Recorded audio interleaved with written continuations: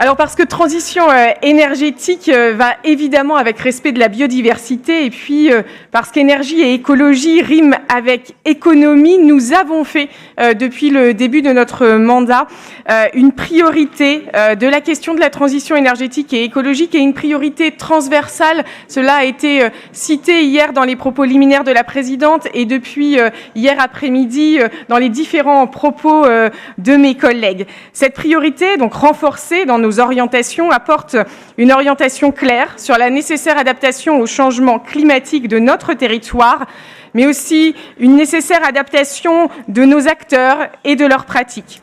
Protéger notre environnement et préserver la biodiversité, c'est dans ce sens que notre budget est proposé en croissance pour 2020, en accompagnant les acteurs du territoire dans le domaine de la protection et de la restauration de la trame verte et bleue, de la protection des espèces menacées. Et nous pensons, pour faire un rappel à la dernière session avec mes collègues Stéphane Wojnarowski et Pierre Grosset, à la libellule, à la leucorrhine agrothorax, présente dans les tourbières de la Grande Pile à côté de Lure, merci, mais aussi à l'amélioration de la connaissance, de l'éducation à l'environnement, au développement durable, de la prévention et de la gestion des déchets et de l'économie circulaire. Ces actions, elles contribuent à l'atténuation et à l'adaptation au changement climatique, sujet ô combien important aujourd'hui.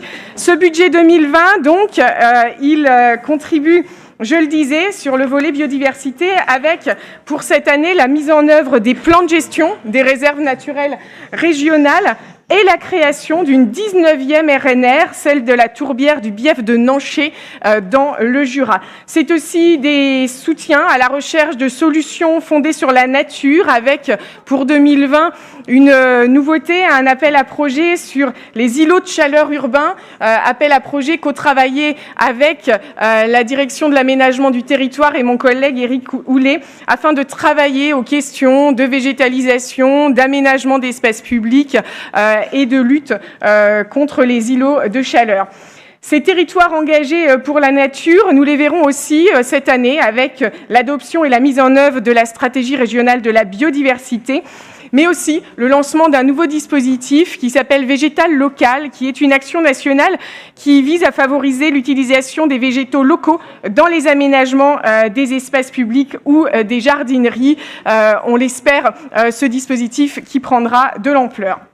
C'est aussi, je le disais tout à l'heure, la mise en œuvre du plan régional de prévention et de gestion des déchets que nous avons voté à l'unanimité le 15 novembre dernier, avec la poursuite de l'appel à projet économie circulaire, le lancement de notre observatoire régional des déchets, l'animation du réseau des collectivités pour les déchets ménagers et assimilés, l'émergence d'un réseau autour des déchets du BTP qui est un sujet d'actualité extrêmement sensible et l'élaboration d'une feuille de route pour l'économie circulaire qui sera présentée. Ici, en Bourgogne-Franche-Comté, on peut être fier du niveau ambitieux que nous portons autour de l'économie circulaire et du plan déchets qui est partagé par l'ensemble des territoires. Et cette question de l'économie circulaire, c'est vraiment pour nous la question aussi de métiers de demain. C'est une question d'insertion socio-professionnelle et ça rassemble d'autres politiques publiques autour des questions de revalorisation, de recyclage, de réemploi,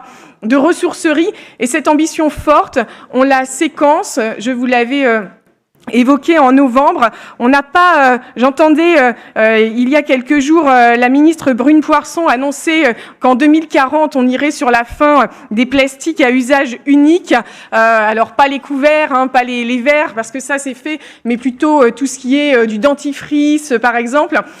2040, quand on entend que c'est ambitieux, pour moi c'est extrêmement loin et je pense qu'ici en Bourgogne-Franche-Comté, on a en tout cas tout l'écosystème favorable pour accélérer et faire des propositions plus pertinentes. J'entendais hier dans les propos de l'opposition la question de l'eau qui n'aurait pas été traitée depuis le début du mandat. Je tiens à répondre que notre travail aujourd'hui sur la question de l'eau, il est présent et il est présent dans l'ensemble des politiques publiques que l'on porte. Il est présent aussi au sein des établissements publics territoriaux que l'on accompagne, des postes de financement, d'animation, de communication autour des contrats de rivière. L'eau, notre bien commun, alors qui est fortement impacté par le changement climatique, on en parlait hier avec l'agriculture. Il n'est absolument pas oublié, il y a l'agriculture, on en parle dans le tourisme, dans la biodiversité, dans le développement économique, autour des questions de production d'énergie renouvelable aussi, et dans le cadre de l'aménagement du territoire. Et c'est un axe fort qui sera traité dans le cadre de l'Agence régionale de la biodiversité, parce qu'on a besoin de rassembler les connaissances sur les stocks, sur les flux, sur les consommations des différents segments, sur les secteurs vulnérables et d'identifier les meilleures pratiques disponibles pour agir rapidement.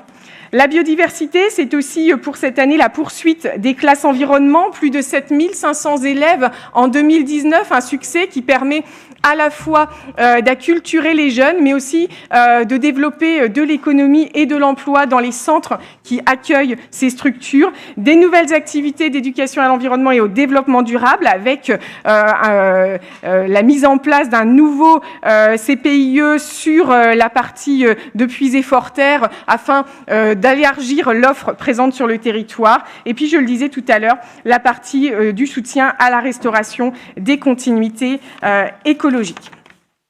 Sur le volet transition énergétique, deux grands axes renforcés dans notre budget. Le premier, c'est la montée en puissance du service public de l'efficacité énergétique, notre SPE aujourd'hui en plein déploiement autour des territoires moteurs pour lesquels nous conventionnons, de Dijon à Montbéliard, demain le pays beaunois très prochainement. C'est aussi apporter de l'ingénierie sur les territoires, c'est investir pour demain. C'est permettre la rénovation de maisons individuelles. C'est une ambition BBC qui est portée par nos partenaires. Mais le SPE, c'est aussi la rénovation du bâti, des bailleurs sociaux, des collectivités, des copropriétés sur lesquelles nous avons un enjeu fort ici en région. Le tout permettant le maintien d'une activité économique sur notre territoire. C'est un travail partagé avec, je pense à la FFB et la CAPEB. C'est la formation au métier de demain, Océane Charret-Godard le disait tout à l'heure, et évidemment une réduction des émissions de gaz à effet de serre et un pouvoir d'achat renforcé pour le locataire ou le propriétaire.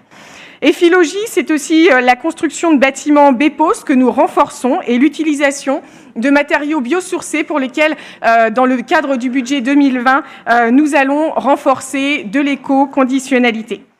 Afin d'accompagner la rénovation, nous avons créé une caisse d'avance pour accompagner les plus fragiles et maintenir les entreprises. Cette caisse d'avance, c'est 2 millions en 2019 et 2 millions en 2020. Et cette caisse d'avance, elle permettra aux précaires, aux plus précaires d'entre nous, de pouvoir avoir des travaux de rénovation énergétique. Enfin, notre pôle de ressources fusionné va développer cette année de nouvelles actions.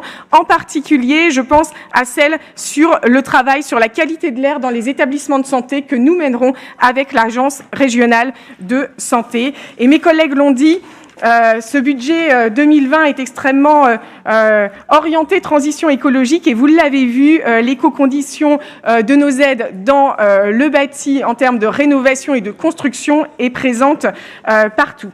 Je ferai un focus au niveau maintenant des énergies renouvelables sur le fonds d'investissement pour les ENR que nous mettons en place cette année, qui a fait suite à un travail avec l'ensemble des syndicats d'énergie et des SEM ou SIC dans lesquels nous sommes actionnaires. Nous avons besoin d'outils de financement supplémentaires pour accélérer le déploiement des énergies renouvelables.